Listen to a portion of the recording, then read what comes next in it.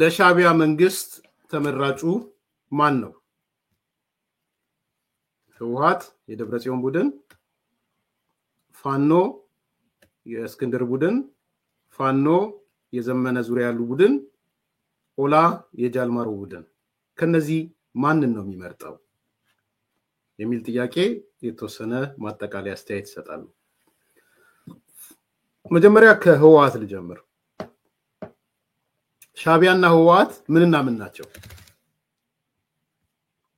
ምንና ምን ናቸው? ሻቢያና ህወሓት መጀመሪያ ያስፈልጋል። በሻቢያና በህወሓት መካከል ያለው ሪሌሽንሺፕ ምንድነው? ምንና ምን ናቸው?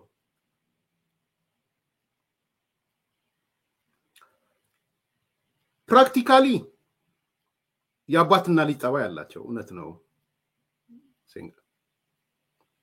በተግባር ምክንያቱም ህወሓትን የወለደው ሻቢያ ነው። ቤዚካሊ የሻቢያ ልጆች ናቸው። እነ ስብሃት ምናምን ወደ በረሃ ወጥተው 5-6 እነ መለስ ኢዝኖት ብዙም የትግራይ አጀንዳም አልነበራቸው። ይሄ እንግዲህ የጀነራል ዮሐንስ መጽሐፍ ማንበብ ነው። ከአዲስ አበባ ዩኒቨርሲቲም ለቀው ሲወጡ አይ ቲንክ የትግራይ ህዝብ አጀንዳ አይደለም ያወጣ ሰዎቹ አንዳንዶቹ ዋናዎቹን ብታዩዋቸው የኤርትራ አጀንዳ ነው የነበራቸው። የአባትና ልጅ ሪሌሽንሺፕ አለ። አሁን ባለው ሁኔታ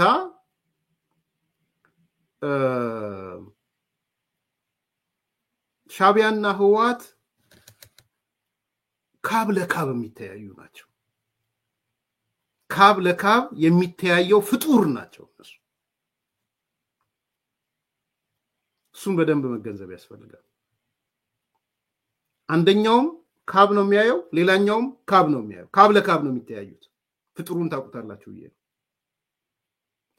ሻቢያና ህወሓት ካብ ለካብ የሚተያዩ ፍጡሮች ናቸው። ያ ካብ ላይ ያለው ፍጡር ብልህ ነው። እንግዲህ መጽሐፍ ቅዱስም እንደሚነግረን ብልህነት አለ፣ ማታለል አለ። ሲያታልል አይተነዋል፣ ሲያስት አይተነዋል።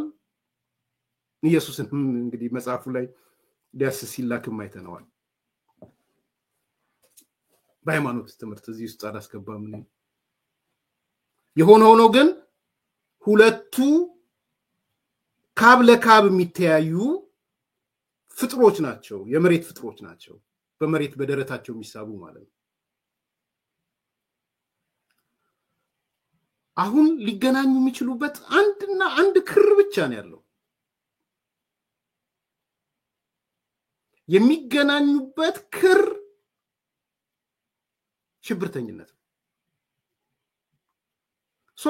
ህወሓትንና ሻቢያን ሊያገናኛቸው የሚችለው ክር የጋራ የሽብርተኝነት አጀንዳ ነው የሚያገናኛቸው። ስለዛሬ የምናወራው ከሆነ ማለት not necessarily ኢትዮጵያ መቆጣጠር። በነገራችን ኢትዮጵያ ማፍረስ ሊሆን ይችላል እንጂ ኢትዮጵያ መቆጣጠርም ላይሆን ይችላል። ቤዚክ የሆነው ሻቢያም መንግስታዊ ሽብርተኛ ሆኖ ለ35 ዓመት ቆይቷል። ህወሓትም ባለፉት 2 ዓመት አሁን ደግሞ በዋናነት ከፊል ሽብርተኛ ከፊል መንግስት ሆኖ እየቀጠለ ነው። the fifth generation of የሽብርተኝነት ጀነሬሽን የቴሮሪዝም fifth stage fifth wave የሚባለው ነው ብያቸዋለሁ። ይሄን መቼም አትረሱ። በሁለቱ መካከል ያለው ግንኙነት ሊንኬጁ ገመዱ ፕሪቶሪያ አይደለም። ገመዱ ቲፒኤልኤፍ አሁን ከፌደራል መንግስቱ ጋር ተገናኘውበት የሚለው ብቸኛ መንገዴ ፕሪቶሪያ እንደሚለው ከሻቢያ ጋር የሚገናኝበት ብቸኛ መንገድ ገመዱ የሽብርተኝነት ገመድ። ቲፒኤልኤፍ ከሻቢያ ጋር የሚገናኘው በሽብርተኝነት ገመድ ነው የሚገናኘው።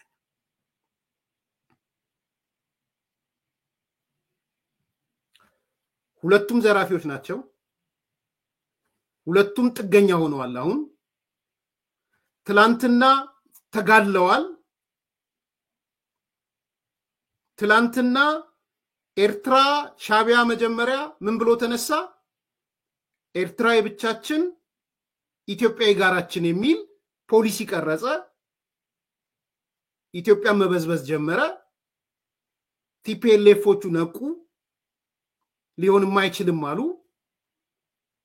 ኢትዮጵያ የጋራችን ኤርትራ የብቻችን ብለ ልትንቀሳቀስ አትችልም። እንደውም እኛ ያለ ኢኮኖሚ የበላይነት የፖለቲካ የበላይነት አይመጣም የሚለው ነገር ስለገባን የኢኮኖሚ የበላይነታችንን ኢትዮጵያን ጫንቃ ላይ ቁጭ ብለን የኢኮኖሚ የበላይነት እናረጋግጣለን ብለው የኢኮኖሚ የበላይነትን አረጋገጡ። ስለዚህ at the same time ሻቢያም እየዘረፈ እነሱም የኢኮኖሚ የበላይነት እያረጋገጡ ሊሄዱ አይችሉ። የጦርነቱ መሰረታዊ መንስኤ ይሄ ነው። በነገራችን ላይ is not the issue of ድንበር ባድመ ምናምን አይደለም። ፋርዘር ከሄድንም የገንዘብ ለውጥ ምናምን አይደለም። ወይም ኤርትራ ገንዘቧን ህትመት ስለለወጠች ናቅፋን ስላመጣች ግብይቱ በውጭ ምንዛሪ ስለሆነ ምን አሱ ትንንሽ ፋክተሮች ናቸው። ትንንሽ ፋክተሮች ናቸው። ዋናው ፋክተር ሻቢያም ስቴሽነሪ ባንዲት መሆን ፈለገ። ኢትዮጵያ ላይ ተንሰራፍቶ ቋሚ ወንበዴ መሆን ፈለገ። ህወሓትም ኖ ኢኮኖሚ የበላይነት ሳላመጣማ ኢትዮጵያ መቆጣጠር አልችልም።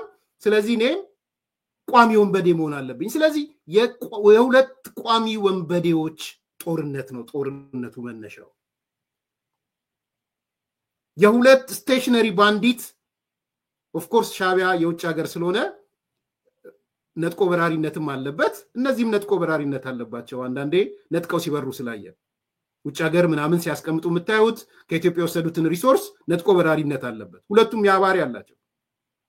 ስለዚህ የተጣሉት በዋናነት በሻቢያና በህወሓት መካከል የተፈጠረው ጸብ ሻቢያ ኤርትራ የብቻችን ኢትዮጵያ የጋራችን ስላለ ህወሓት ያለ ኢኮኖሚ የበላይነት የፖለቲካ የበላይነት አላመጣም ስላለ ይሄን ለማረጋገጥ ደግሞ ለሻቢያ ስፔስ አልሰጠውም ብሎ ስላለ የመጣ ጦርነት ነው። የኢትዮ ኤርትራ ጦርነት መሰረታዊ መነሻው ይሄ ነው።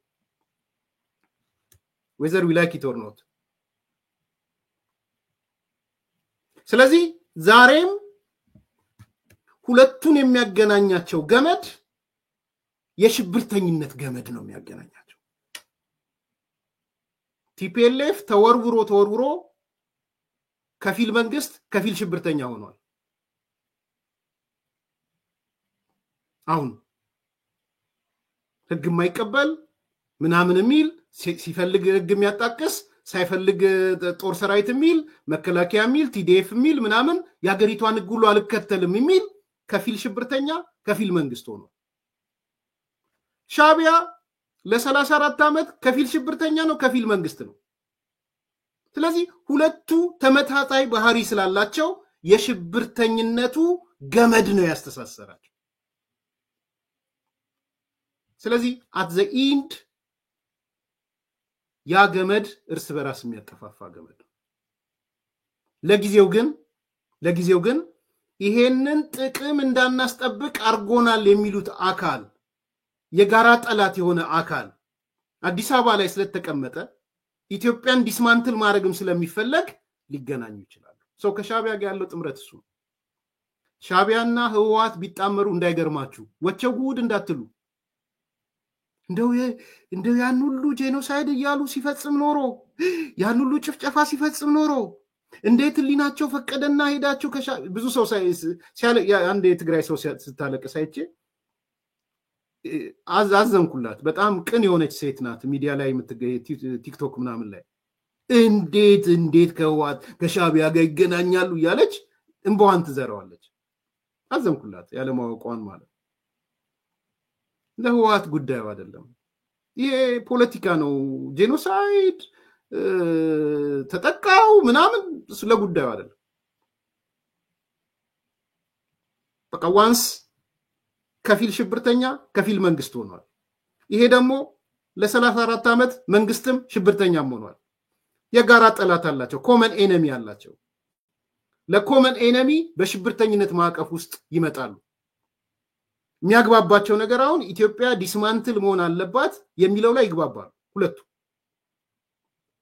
ትላንት በተለየ በነበረው በሻቢያ በህዋት አካባቢ ነው ሻቢያም ካባረርኩ በኋላ ኢኮኖሚውን ብቆጣጠር ኢትዮጵያ ሰርቫይቭ ብታረግም እሰየው ብሎ ነበር የሚኖረው እነጌታቸው አሰፋን ጨምሮ እስከተቆጣጠርን ድረስ ችግር የለውም። አሁን እንደሱ አይደለም። ኢትዮጵያ መፍረስ አለባት ለነሱ የሚፈልጉትን ፍላጎት ለማሳካት ኢትዮጵያ መፍረስ አለባት። በነገራችን ኢትዮጵያን ለማፍረስ ይግባባሉ ማለት ነው። ይሄ ነው ኔትወርኩ፣ ይሄ ነው ገመዱ። ቢያንቀንም ይሄ ገመድ ኤግዚስት ያደርጋል። ነገ ከነገ ወዲያ ይጠፋፋሉ ኢትዮጵያን ካጠፉ በኋላ እሱ ጥያቄ የለውም።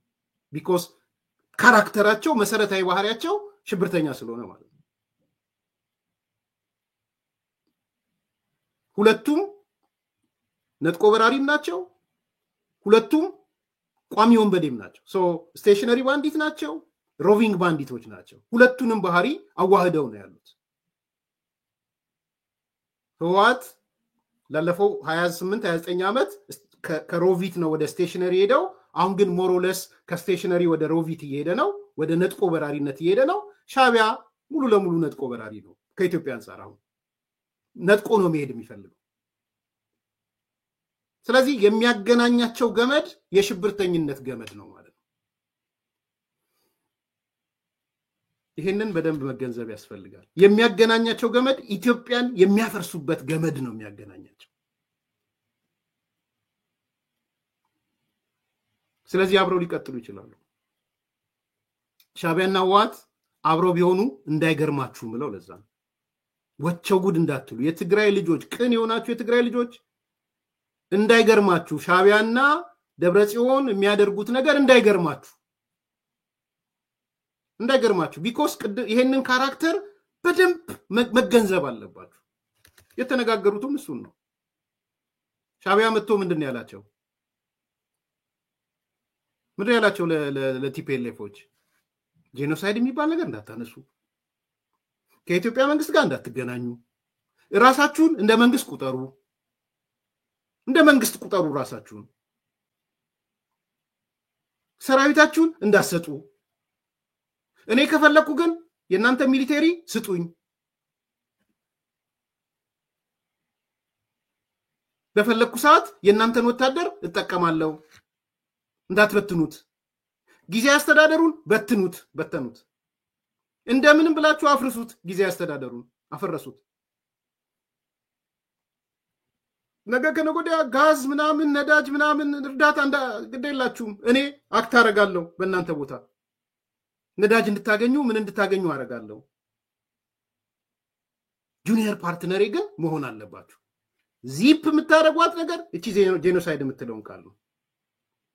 አሁን ሂዱ የደብረጽዮን ልጆችን በሙሉ ተመልከቷቸው። ሻቢያ ብለው ጄኖሳይድ ሲሉ ሰምታችኋል? ትሰማላችሁ? ዲሲ ላይ፣ ካሊፎርኒያ ላይ፣ ምንድነው ስሙ አውስትራሊያ ላይ ኖ በፍጹም አይሏትም። ካሏትም ወዲያው ገልበጥ ያደርጓታል። ይሄንን ነው የነገረን፣ ልጁም የነገረን እሱን ነው። በነገራችን ደግሞ ደጋግሞ ማስታወስ ያስፈልጋል። በነገራችን ላይ አንዳንድ ነገሮች ደጋግሞ ማየት ጠቃሚ ነው። ጣመ የነገረን ነገር እሱን ነው። እሱ ፌል አድርገዋል። እሱ ፌል ለምን አድርገ መሰለ? የኢሳያስ ፍላጎት ትግራይ ስለ 2013 ጦርነት በደል እንዳያነሱ የሚባል ጄኖሳይድ የሚባል ነገር፣ ተወረረን የሚባል ነገር፣ ተዘረፍን የሚባል ነገር እንዳታነሱ። ሁለተኛ ፌደራል መንግስት ከፌደራል መንግስት ሆናችሁ እኔን እንዳትወጉ፣ እንደ ክልል ሳይሆን እንደ ሀገር ራሳችሁ እንድትቆጥሩ ገብተዋል። በቃ ከፌደራል መንግስት ጋር በኔ ዙሪያ እንዳትገናኙ እና ሌሎችም ነበሩ። እኔም ከተዋጋሁ ከፌደራል መንግስት ምናልባት ወደ ግጭት ከገባን ዝም ማለት አስፈላጊ ካልሆነ ማለት መምረጥ ካለባችሁ እኔ እንድትመርጡ፣ አንድ ላይ ሆነን የኢትዮጵያን መንግስት እንድናፈርስ የሚል ሐሳብ ስለነበራቸው ብዙ ሌሎችም አሏቸው።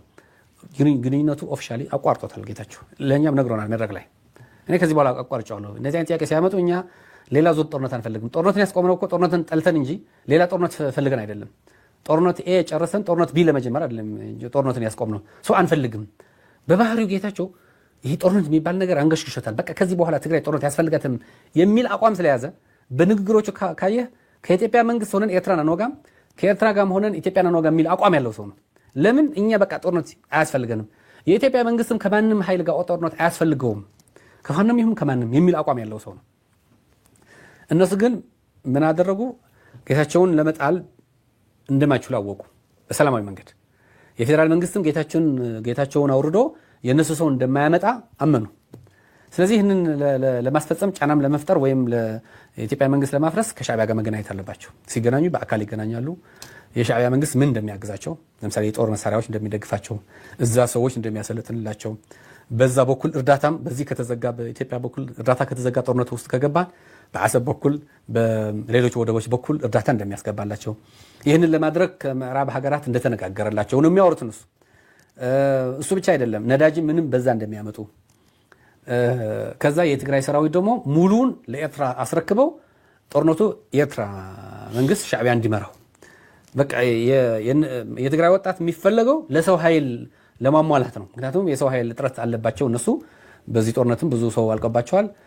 በአጠቃላይም ብዛት ያለው ሰራዊትም ስለሌላቸው ስለዚህ ይህንን ነው የተስማሙት። ከዛ ይህንን ሚስጥር እየወጣ መጣ። ለምን ወጣ መሰለ? ይህንን የሚነጋገሩ የሚደራደሩ ሰዎች በመሃል ከነሱ ጋር እየተጣሉ መጡ። ሚስጥሩን ያወጡታል። ከዛ በኋላ የነዚህ ኮኮር በላይ ተብሎ የሚታወቁ ራሳቸውን እንደዛ ብሎ የሚጠሩ ሰዎች የትግራይ ሰራዊት አዛዦች ተሰብስበው ለሁለት ተከፍለዋል። እነሱ ብዛታቸው 25 ሰዎች የሚሆኑ የነስሚምዛም 200 ጋር በቃ አሁን 25 ሰው ቀላል ሰው አይደለም። ሚስጥር ለማውጣት አንዱ ሰው ጀነራሎች ናቸው፣ ኮሎኔሎች ናቸው እነዚህ ሰዎች። ስለዚህ ይህንን ሐሳብ ሲነገራቸው ኦሪንቴሽን ሲሰጣቸው የነበሩ ሰዎች መሃል ላይ እንደዚህ አይነት ግጭት ሲነሳ ሲለያዩ ሚስጥሩ መውጣት ጀመረ። እሱ ብቻ አይደለም ትግራይ እንደ ጁኒየር አድርጎ ሻዕቢያ የትግራይን ኃይል እንደ ጁኒየር አድርጎ እንደፈለገ እንዲያዝና እንዲልክ እንጂ አፐር ሃንድ ኖሮት እንደፈለገ የፈለገውን ግንባር እየተዋጋ ጦርነቱን ለማስጀመሩ ለማስቀጠል የሚያስችል አቅም እንዲኖረውም አልፈቀደላቸውም። ጠቅላላ እንደ መንግስት የኤርትራ መንግስት እንዲመራው ነው፣ እነሱ ከሱ ስር ሆኖ እንዲመሩ ነው ያረጋቸው።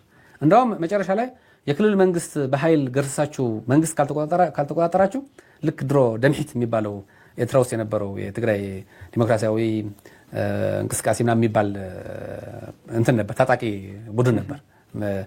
2010 ላይ 11 ላይ አካባቢ ወደ ትግራይ ወደ ኢትዮጵያ የተመለሰ ያልተመለሱ አሉ። ከነሱ ጋር ነው የምትቀላቀሉት አላችሁ። እስከዛ ድረስ ግንኙነት እያደረጉ ነው።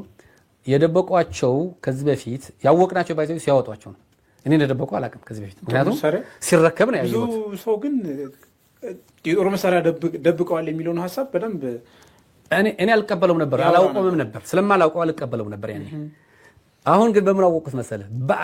በአይኔ በብረቴ አየሁ ካልክ እኔ ምንም ምስክር አያስፈልገኝም። በቃ ሲንቀሳቀስ አይቻለሁ ነው። አሁን በስራ ምክንያት ወደዛ ሂጅ ወደዛ ቦታው አካባቢ አይቻቸዋለሁ። ታንክ ምናምን በቃ አውጥቶ ከዛፍ ምናምን ታንኮች፣ መድፎች ምናምን ከአንድ ቦታ አንቀሳቅሰው ስለሚታወቅ ወደ ሌላ ቦታ ወስደው ሲቀብሩትና ሲደብቁት ህዝቡ ራሱ ተቃውሟል። እዛ ለምንድን ነው ይሄን ያክል ምን ተንቀሳቀሱ? ወይ በግልጽ አስቀምጡት። ለምን ደብቁታላችሁ? ይሄንን ቦታ ደግሞ በድሮንና በአየር ተደብደው እኛ ደግሞ የጦርነት ደግሞ ሰለባ እንሁን? በቃ አንሱልን ከዚህ ስኪል ድረስ ህዝብ ተቃውሟል። የጭላ አካባቢ አሁን ምንድን ነው የምልህ እነዚህ ሰዎች ሪዘርቭ አድርገው ነው የሚንቀሳቀሱት ለጦርነት። አይ ቲንክ ይሄን ሰው ደግሞ ደጋግሞ መስማት ያስፈልጋል። በዚህ አጋጣሚ በጣም ደጋግማችሁ ስሙት። እኛ ከምንናገረው ከፈረሱ አፍ የመስማት ጉዳይ ስለሆነ ማለት ነው። ስለዚህ ወደ ነጥቤ ለመመለስ ሻዕቢያም ህወሓትን ይፈልገዋል፣ ህወሓት ሻዕቢያንም ይፈልገዋል። ቅድም እንዳልኩት በመሰረታዊ ባህሪያቸው ሁለቱም የሽብርተኛ ካራክተር ነው። የሚያስተሳስራቸው ገመድ ሽብርተኝነት ነው። የሚያስተሳስራቸው ገመድ ኢትዮጵያን ማፍረስ ነው። ለእኛ ያልሆነች ኢትዮጵያ ትፍረስ ነው ሁለቱም ጋር የሚያስተሳስራቸው። የሳይበር አርሚያቸውም የተለያየ አካላትም መከላከያን ሲደበድቡ የምታዩት መከላከያ ይፍረስ ምናምን ሲሏችሁ የምትሰሙት የሽብርተኝነት ገመድ ስላስተሳሰራቸው እና የዛኛው ደግሞ አልፋና ኦሜጋ ኢትዮጵያን መቆጣጠር ወይ ማፍረስ ስለሆነ ይሄ ነው እውነታው። ሻዕቢያ ቲፒኤልኤፍ ያስፈልገዋል ማለት ነው። የበለጠ ያስፈልገዋል፣ በደንብ ያስፈልገዋል። ነገ ከነገ ወዲያ ምን ይሆናል? ቅድም ያልኳችሁ ነው። ኦብጀክቲቭ ኢትዮጵያ መፍረስ ስለሆነ በውጤት ደረጃ ዛሬ ነገ አሁን አይለያዩ። ምክንያቱም ቲፒኤልኤፍ ከዚህ በኋላ ኢትዮጵያ ማዕከላዊ ኢትዮጵያ መጥቶ ኢትዮጵያን ማስተዳደር አይችልም። ከዚህ በኋላ ህወሓት የኢትዮጵያ ፖለቲካ ውስጥ የአዲስ አበባ ፖለቲካ ውስጥ ሞቶ ተቀብሯል። ባይቀበር ደስ ይለኝ ነበረ። ግን ህወሓት በአዲስ አበባ ፖለቲካ ውስጥ ሞቶ ተቀብሯል። ተመልሶ መጥቶ ቫያብል ሆኖ አክቲቭ ሆኖ ስልጣን ተቆጣጥሮ እኩል ይገባኛል ሬሾ ብሎ ምናምን አይሄድም። አይመጣም። እሱም ስለሚያውቀው አይመጣም። ኦንሊ ኢትዮጵያን ማፍረስ ነው። ኢትዮጵያን ለማፍረስ ደግሞ ሻዕቢያም ያስፈልገዋል። ቢኮዝ የሻዕቢያም ኦብጀክቲቭ ኢትዮጵያ ማፍረስ ስለሆነ ሶ ህወሓት የትግራይ ህዝብ ድርጅት መሆኑንም ትቶታል ነው እያልኩ። የደብረጽዮን ቡድን የትግራይ ህዝብ ጥቅም አይደለም የሚያስጠብቀው። የትግራይ ህዝብ ጥቅም ቢሆንማ ከኢትዮጵያ ጋር መኖር ነው የትግራይ ህዝብ ጥቅም። ልክ ነህ ኤሊ። በምንም ታምር የኢትዮጵያ ህዝብ የትግራይ ህዝብ ጥቅምም አይደለም እያስተሳሰረው ያለው። እውነት ነው። ታሪኩም እሱ አይደለም። እውነት ነው እሱ። ስለዚህ የሻዕቢያ መንግስት ማን ነው ተመራጭ ነው የሚለው ላይ የቅድሚያው ተመራጭ ቲፒኤልኤፍ ነው። የቅድሚያው ተመራጭ የአንበሳውን ድርሻ የሚወስደው ለቲፒኤልኤፍ ነው የሚሰጠው። ይህን በደንብ ፖለቲካውን መገንዘብ ያስፈልጋል። ሁለተኛው ጃልማሮ ነው። የጃልማሮ ኦሮሞ ነጻነት ሰራዊት ነው። የጃልማሮ ኦሮሞ ነጻነት ሰራዊት ሻዕቢያ ይፈልገዋል። ሁለተኛው ተመራጭ ነው ብዬ አምናለሁ። ሁለተኛው ተመራጭ ከህወሓት ቀጥሎ የጃልማሮ ኦሮሞ ነጻነት ሰራዊት ነው።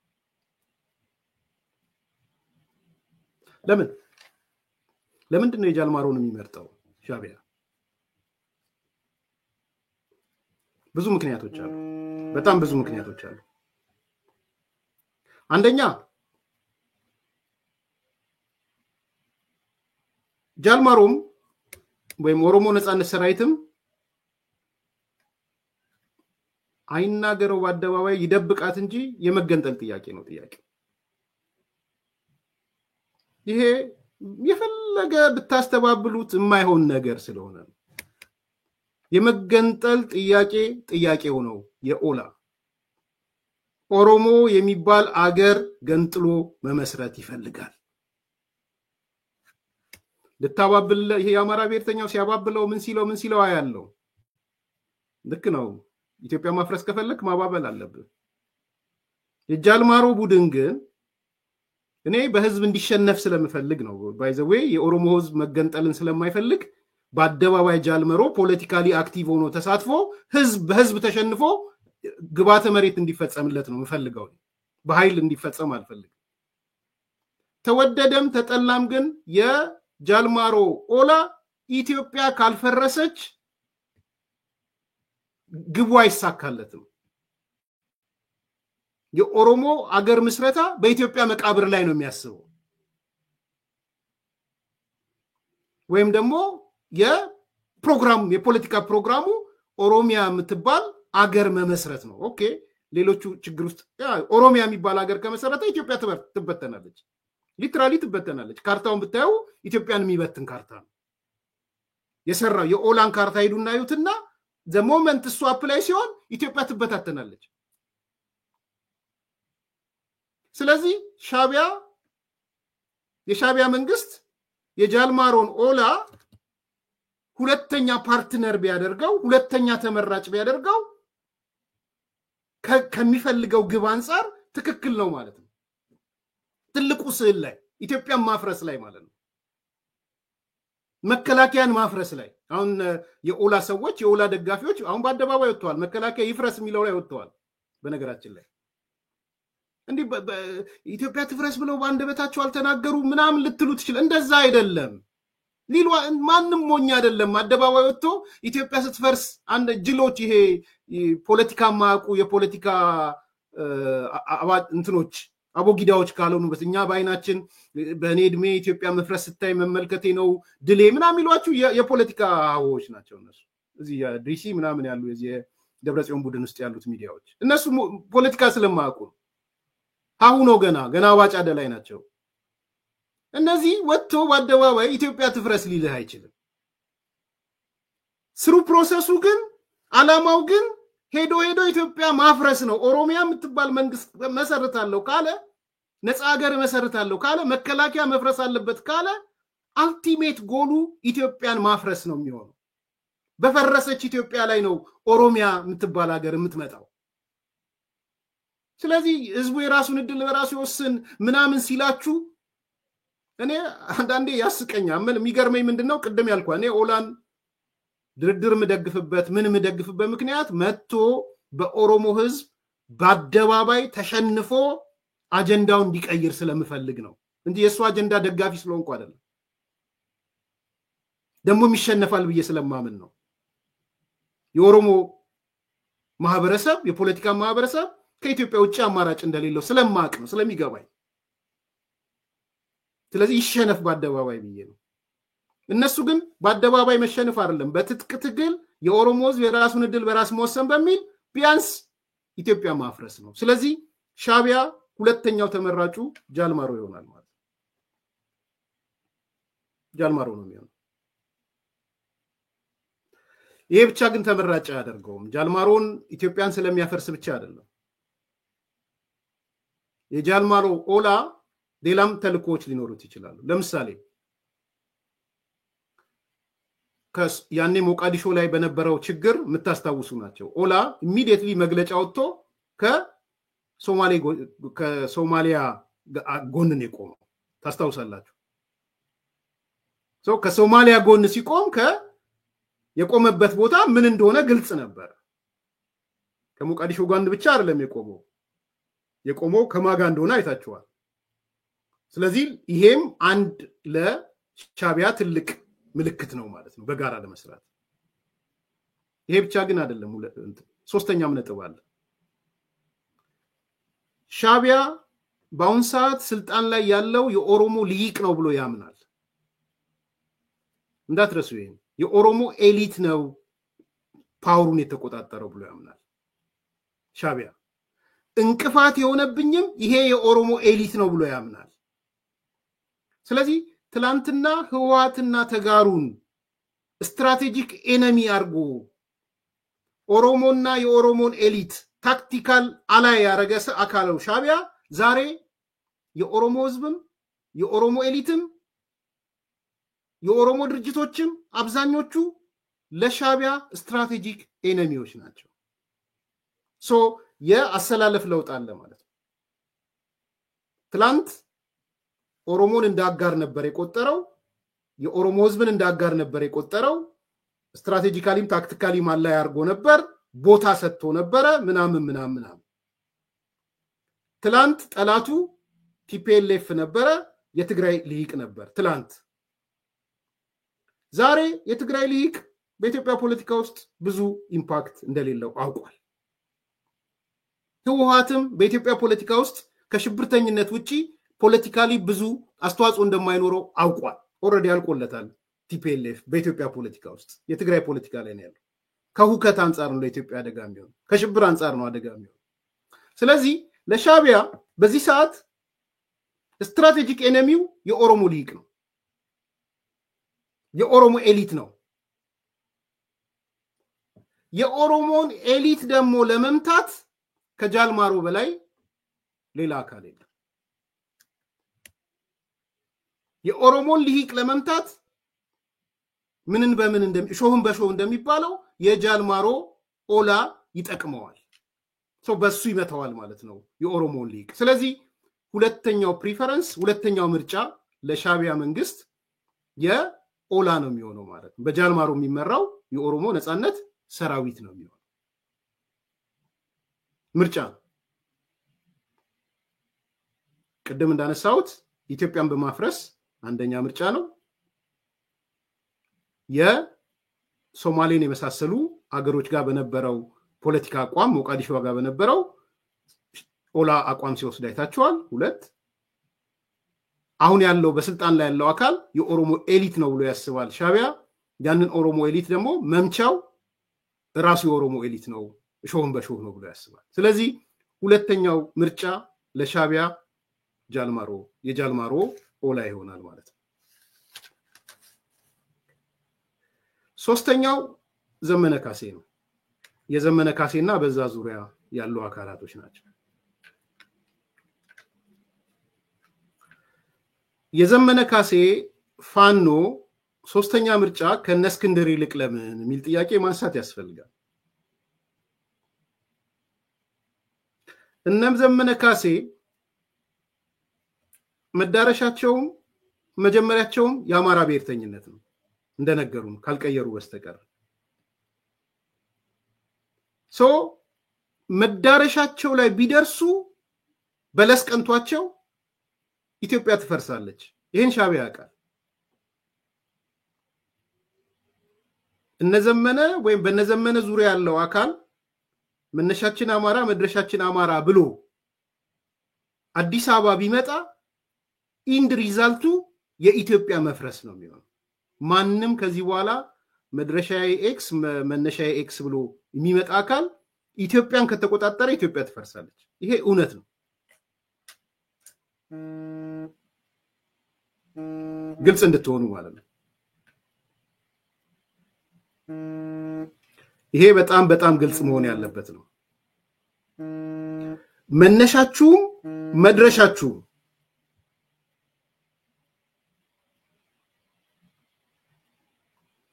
አማራ አርጋችሁ ኢትዮጵያ ብታረጉ ኢትዮጵያን ለማስተዳደር ነው የሚል ኮንሴፕት ይኖረዋል። መነሻዬ አማራ ነው መዳረሻዬም አማራ ነው ስትሉ ግን 83 ብሔረሰቦች አሉ። እነዚህ ብሔረሰቦች ዌክ አፕ ኮል ነው የሚሆናቸው ኢንክሉዲንግ ኦሮሞ ማለት ነው፣ በዋናነት ኦሮሞ። ስለዚህ እነዘመነ ካሴ መዳረሻቸውና መነሻቸውን አማራ አረጉ ማለት ምንድነው የሚሆነው? የቀድሞ ስርዓት ወዘተ ወዘተ ወዘተ ሚል ኔሬቲቭ ነው የሚመጣው። የዚህ ጉዞ ደግሞ ምንድነው የሚሆነው? ተስፋፊነት ነው የሚሆነው። የሚኒሊክ ዙፋን ነው የሚሆነው እነሱ በሚሉት። ይሄ ደግሞ ኢትዮጵያን ነው የሚያፈርሰው። ኢትዮጵያን ያፈርሳል። ስለዚህ በዚህ እምነታቸው እንዲቀጥሉ ነው የሚፈልጉት ሻዕቢያዎች። አሁንም ቢሆን አማራ አማራ አማራ እያሉ እንዲቀጥሉ ነው። ዛትስ ዋይ እናንዳርጋቸው የተላኩት ማለት ነው። ኢትዮጵያዊነትን ጭቃ እየቀባ ያለው አቶ አንዳርጋቸው ጽጌ ዝም ብሎ አይደለም።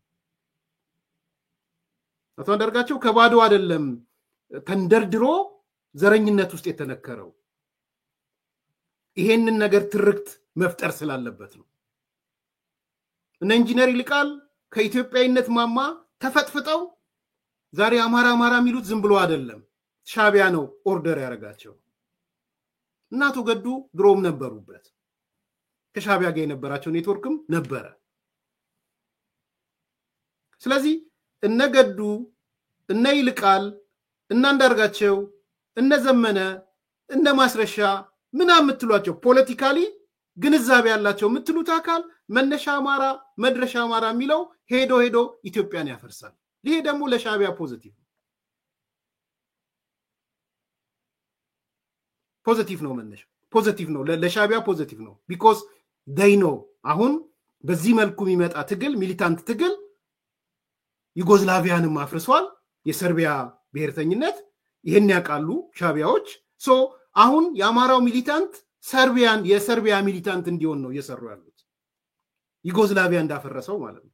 ዛሬ ላይ የአማራ ብሔርተኛው አማራ ክልልን ብቻ አይደለም እያፈረሰ ያለው፣ ፕራክቲካሊ አማራ ክልል ባይዘው ፈርሷል። አሁን አማራ ክልል ከሞላ ጎደል ያው ሪፖርቱን አይታችኋል። በጣም በጣም አደገኛ ሁኔታ ነው ያለው። አሁን 4-5 ብጥቅጣቂ ክልሎች ሊሆን ይችላል። 4-5 ብጥቅጣቂ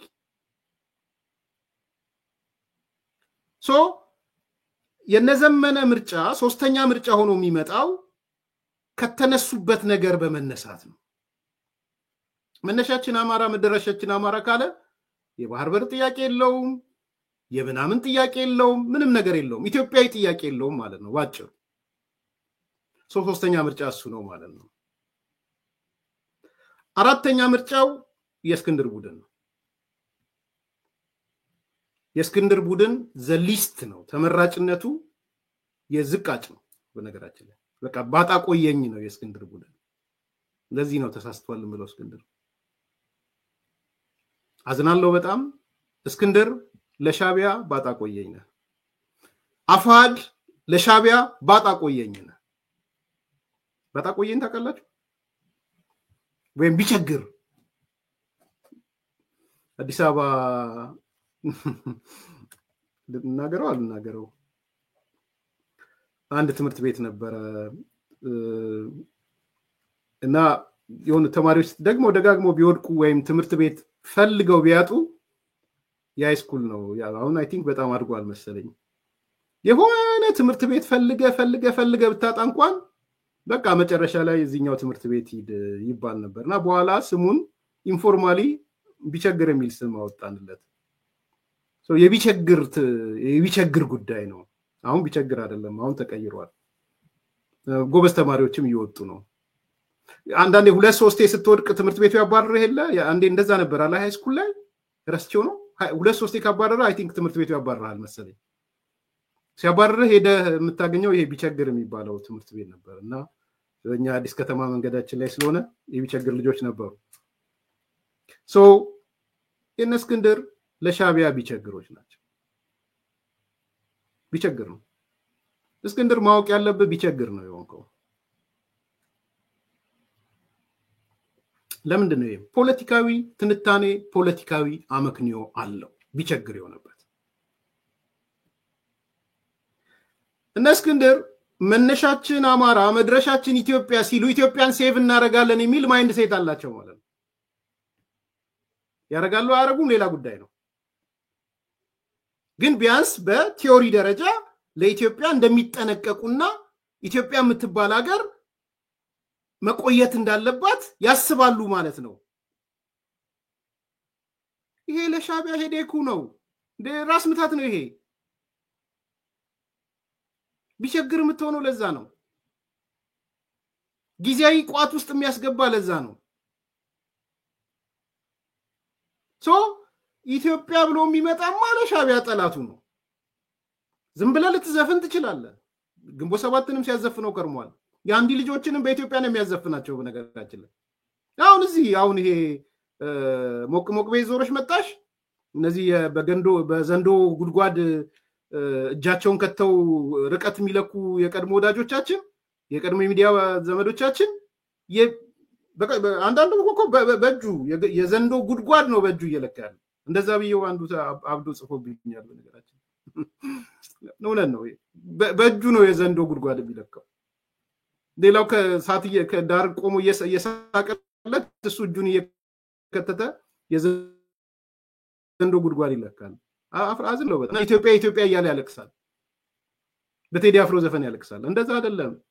አንድም ሰው ቢቀርን ሞታለን ምን ይላል? አንድ ሰው የመንግስቱ ኃይለማርያምን መፈክር ይዞ ይመጣል። የኮሎኔል መንግስት እንኳን አንድ ሰው ይቀር ብሎ 80 ዓመት ሞላው። መነሻችን አማራ መዳረሻችን ኢትዮጵያ የሚለው የነ እስክንድር ኮንሴፕት ከሞላ ጎደል ኢትዮጵያን ሴቭ አደርጋለሁ ብሎ የሚነሳ ኮንሴፕት ነው። ያ ኮንሴፕት ደግሞ በሻቢያ አይወደድም። ስለዚህ እነ እስክንድር ባጣ ቆየኝ ናቸው፣ ቢቸግሮች ናቸው። ወይ ያስተሳሰብ ያመለካከት ለውጥ ካላመጣችሁ አሁን እኛ ቀይ ባህርን አንፈልግም አሁን ብዙዎች ያወጧት ወይኔ እስክንድር ቀይ ባህርን እንኳን አንፈልግም ማለት ምናምን ሲሉ ነው ያየሁት። that's not the issue። ቀይ ባህር አይደለም አጀንዳው።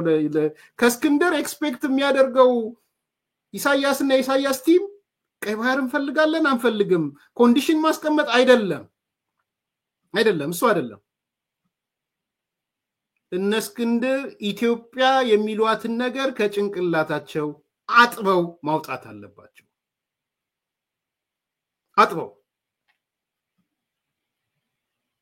አጥበው ካላወጧት እንትን አይሉ ከሻቢያ ጋር እንትን ይላቸው። ማንኛውንም አካል ይፈልጋል ሻቢያ ማንኛውንም። ግን ዘሊስትና ባጣ ቆየኝ የሆኑት እነ እስክንድር ናቸው። እንደውም ከነ እስክንድር በላይ በሰላማዊ ትግል ውስጥ ያሉትን ሰዎች ይፈልጋል። ሰላማዊ ትግል ብለው የሚሉትንና በሰላማዊ ትግል ስም ብጥብጥ ሊፈጥሩ የሚፈልጉ ሰዎች ሞር ፕሪፈር ያደርጋል። አራተኛው ሳይድ ከእስክንድር ወጣው ማለት ነው። የእነ እስክንድር ላይ ጥያቄ ካላችሁ መነሻ የምሱ ስለነበረ እነ እስክንድር ይፈለጋሉ፣ ግን ዘሊስት ነው የሚፈለጉት። የፈለገ ቢያደገድጉ የፈለገ ኤክስፔንሲቭ የሆነ ዳይፐር ይዘው ቢሄዱ በጣም ውድ የሆነ ዋይፕስ ይዘው ቢሄዱ እናንተ ትንሽ ቆዩ ነው የሚባሉት። ወይም ደግሞ አጠባ ፈጽማችሁ ኢትዮጵያ የሚባለውን ከጭንቅላታችሁ አውጡ። ቢኮዝ አዘ ኢንድ የኛ ፍላጎት ኢትዮጵያን በራሳችን ቁጥጥር ስር ማዋል አለዛም ማፍረስ ነው። የዙ አካል መሆን አለባችሁ። ከነሱ ይልቅ ቀደም እንዳልኩት በተቃዋሚነት የሚንቀሳቀሱትን እነሱን ቢደግፉ ይሻላቸዋል።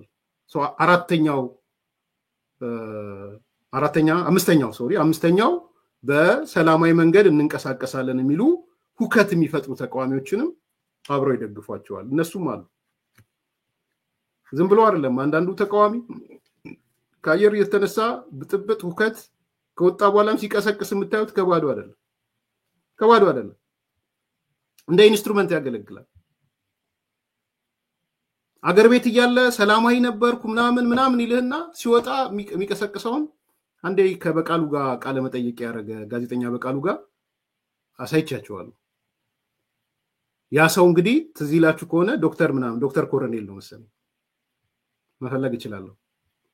ምንድን ነበር የሰላማዊ ታጋይ ሰላማዊ ሰልፍ የጠራ ኢፍ ዩ ሪሜምበር፣ ከወጣ በኋላ ግን ያንን ሰላማዊ ሰልፍ ለምን ፐርፐዝ እንደጠራው ራሱ ግልጽ የሆነ ሰውዬ ማለት ነው ማግኘት ይችላል።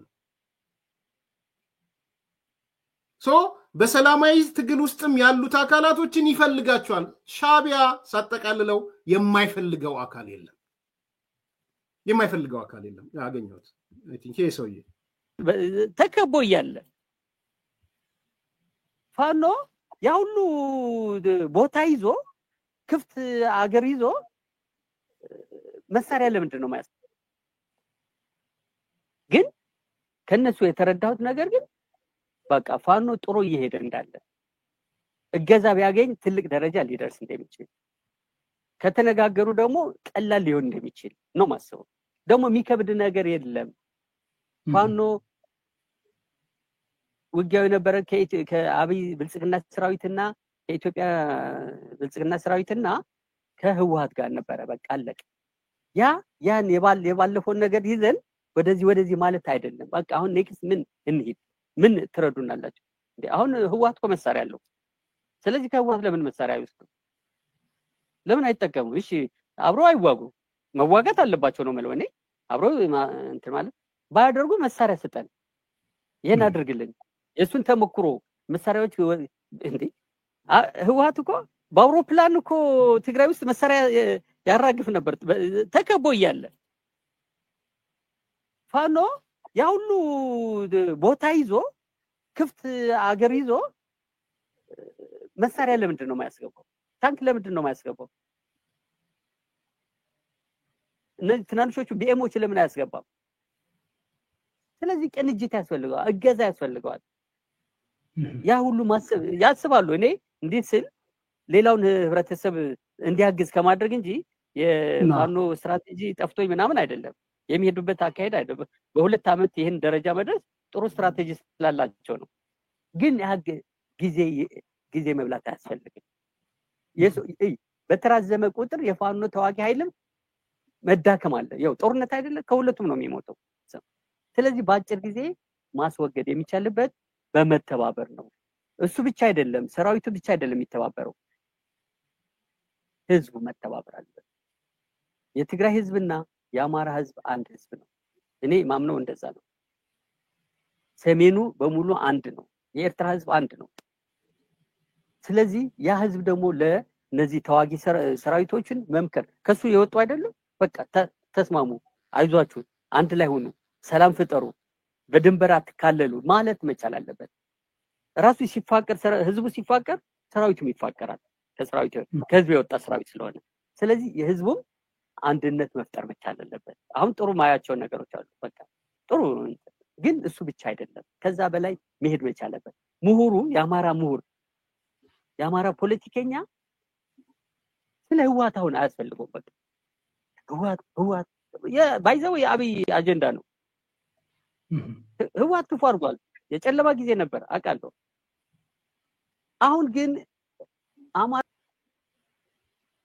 ይሄ እንግዲህ ያመጣውላችሁ እንደምሳሌ ይሄ ሰው አገር ቤት ከነ የሰላማዊ ሰልፍ ከጠሩት ሰዎች አንዱ የነበረ ሰው ነው። ኢዜማ ውስጥ ከነበሩ አይ ቲንክ እሱም ኢዜማ ነበረ መሰለኝ። ኮሎኔል ነው፣ ዶክተር ነው፣ የቀድሞ መከላከያ ሰራዊት አባል ነው በኢህአዴግ ጊዜ። ከዛ በኋላ ነው የወጣው። ይሄ ኮሎኔል እና ይሄ ዶክተር የሰላማዊ ትግል ብሎ ሰላማዊ ሰልፍ የጠራ አካል ነው። አሁን ሸሽቶ ኬንያ ወይ ኡጋንዳ ነው ያለው። ልጁን ይዞ ነው የሸሸው። ነገራችን ላይ ይሄ ሰው ያኔ ትዝ ይላችሁ እንደሆነ ሰላማዊ ሰልፍ ከጠሩት ከነ ማናቸው የኢዜማ የነበረው ልጅ ከሱ ጋር ነው የነበሩት። ዘነጋውት። ኢንቴንሽኑ ስታዩት ከላይ ከላይ ሰላማዊ ትግል ነው። ይሄ ግን ወደ ውስጥ ስገቡ ግን ይሄ ነው ሐሳቡ። ጭንቅላት ውስጥ ያለው ሐሳብ ይሄ ነው። ሰላማዊ ሰልፍ ግን ጠሪ ነው ይሄ ሰውዬ። እነ ቀደም ያልኳቸው የዜማ ሰዎች ያቁታል አያቁትም አላቅም። አሁን ጠፍተዋል። ፓርቲም ሊያቋቁሙ ተሯርጠው ነበር መሰል። አግዙኝ። የዜማ ሊቀመንበር ነበር፣ የድርጅቱ ሊቀመንበር ነበር። ስለዚህ ለሻቢያ እነዚህም ሰዎች ኢምፖርታንት ናቸው። አሁን አይታችሁ ከሆነ ሰሜኑ አለ፣ ኤርትራን ጠራ፣ ትግራይን ጠራ፣ አማራን ጠራ። አዲስ አበባ ያለ ግን የሰላማዊ ሰልፍ አቀንቃይ ነበር የነበረው። ሰላማዊ ሰልፍ ተከለከልኩ ብሎ ነው የጮኸው። ፎር ዋት ፐርፐዝ ነበረ ይሄ ኮሎኔል ያንን ሰላማዊ ሰልፍ የፈለገው? ያቁት ነበረ ወይ? ሰላማዊ ሰልፉን ያደራጁት ሰዎች እንደዚህ አይነት ሰው ውስጣቸው እንዳለ ያቁ ነበረ ወይ? ታንክ ዩ የሽዋስ። እኔ የሽዋስ ስለጠፋ ነው የምጠይቀው። ይሄ አይነት ሰው ውስጥ እንደነበረ ታቅ ነበረ ወይ? ይሄ ሰውዬ ጤናማ ሰው ነበረ ወይ? ምን ነበር በዛ ሰላማዊ ሰልፍ ላይ ምን ሊደረግ ነበር ያሰበው? ኢንቴንሽኑን ስለነገረን ማለት ነው። ስለዚህ ሻቢያ ከነስክንድር ቀጥሎ እንደውም ከነስክንድር በላቀ እንደዚህ አይነት አካላቶችንም ይፈልጋል። ሳጠቃልለው ማጠቃለያ ነው። ለሻቢያ ሁሉም ተመራጭ ናቸው። ደረጃ ነው እንጂ ቅድም ያወጣ ነው። ሁሉንም አካላቶች ይፈልጋል ሻቢያ። ኢትዮጵያን እስካመሱለት እስከበጠበጡለት ድረስ ብጥብጥ እስከፈጠሩ ሁከት እስከፈጠሩ ፕሮክሲ ዋር እስካረጉለት ድረስ የህዝብ ለህዝብ ግጭት እስከፈጸሙለት ድረስ የሃይማኖት ግጭት እስከፈጸሙለት ድረስ በተማሪዎች መካከል ጸብ እስከፈጠሩለት ድረስ ትምህርት ቤት እንዳይካሄድ እስካደረጉለት ድረስ የተለያየ አካባቢ የቦምብ ፍንዳታ እስካደረጉለት ድረስ የሽብር ስራዎች እስከሰሩለት ድረስ አቶ አንዳርጋቸው በአደባባይ ወጥቶ ነግሮናል። ምን አለን አቶ አንዳርጋቸው? ስለ አቶ ገዱ ተናገር ተብሎ መቼለት የቅርብ ጊዜ ምን አለን ወጥቶ አቶ አንዳርጋቸው? አቶ ገዱ ልንገላቸው ከያዝናቸው ሊስት ውስጥ ነበረ። ይሄም በይፋ ነው የተናገረው። ሊስት ውስጥ ከተነው ነበር አቶ ገዱ አንዳርጋቸውን። ገዳይ ቡድን ስኳድ ቡድንም አለ። ዶክተር ጸጋዬ አራርሳ ስለምን ነበረ ሲያወራን የነበረው? አንዴ ያጫሉ ሞት ላይ የሳረ ሞት ላይ ማንን ነው ሲጠራ የነበረው? እንግዲህ ዛሬ ተሳስቻለሁ ካላለ በስተቀር ሲጠራ የነበረው እናውቃለን። ማንን ነው ሲጠራ የነበረው? ባጫሉም በነሳረም ላይ ቢያንስ ዶክተር ጸጋዬ አራርሳ እንደውም ለአንሳ ብዬ ነው። ስለዚህ ይሄ ኃይል ሁሉንም ይፈልጋል ሻቢያ። ኮንፍሊክት ይኖራቸው እርስ በራስ ይደባደቡ ምናምን ጉዳዩ አይደለም። ጉዳዩ አይደለም። በተደጋጋሚ እንዳነሳሁት አንድ ትልቅ ስልቻ ውስጥ ነው የሚከታቸው። ከዛ ለብቻ በለብቻ በፌስታል ይቋጥራቸዋል። ሁሉንም እንደ ሁኔታው ይጠቀምባቸዋል። ስለዚህ ለሻቢያ መንግስት ተመራጩ ማን ነው ካላችሁኝ ሁሉም ተመራጮች ናቸው። ደረጃ ካወጣን ግን ቅድም ደረጃዎቹን አውጥቻለሁ። ቲፒኤልኤፍ፣ ቀጥሎ ጃልማሮ፣ የጃልማሮ ኦላ፣ ቀጥሎ የዘመነ ካሴ፣ ቀጥሎ የእስክንድር፣ ቀጥሎ በሰላማዊ ትግል ውስጥ ብለው አገር ላይ የተለያየ ህዝብ ለህዝብ ግጭት የሚፈጥሩ አካላቶች ማለት። ይሄንን በደንብ መገንዘብ ያስ የሻቢያን ተልኮ በዚህ ደረጃ ካልጨመቅ ነው አይገባንም። ለጠየቃችሁኝ ሰዎች የኔ መልስ ይሄ ስለዚህ ቲፒኤልኤፍንም አይጠላም፣ እስክንድርንም አይጠላም፣ ዘመነንም አይጠላም፣ ጃልማሮንም አይጠላም፣ በሰላማዊ ትግል ሽፋን ያሉትንም አይጠላም። እንደ ሁኔታውና እንደ ሲቹዌሽናል ሆኖ ይጠቀምባቸዋል። ኢትዮጵያን እስካፈረሱለት ድረስ ለኢትዮጵያ ማፍረሻ መዶሻ እስካቀበሉ ድረስ የሱ ጁኒየር ፓርትነር እስከሆኑ ድረስ እግሩ ስር እስከተንፈራፈሩ ድረስ ይሄ ነው መመዘኛው፣ ይሄ ነው መለኪያው። በዛ ደረጃ እንድታዩት እፈልጋለሁ። አድማጭ ተመልካቾች ላይክ አድርጉ፣ ሰብስክራይብ አድርጉ፣ ሼር አድርጉ። መልካም ቀን።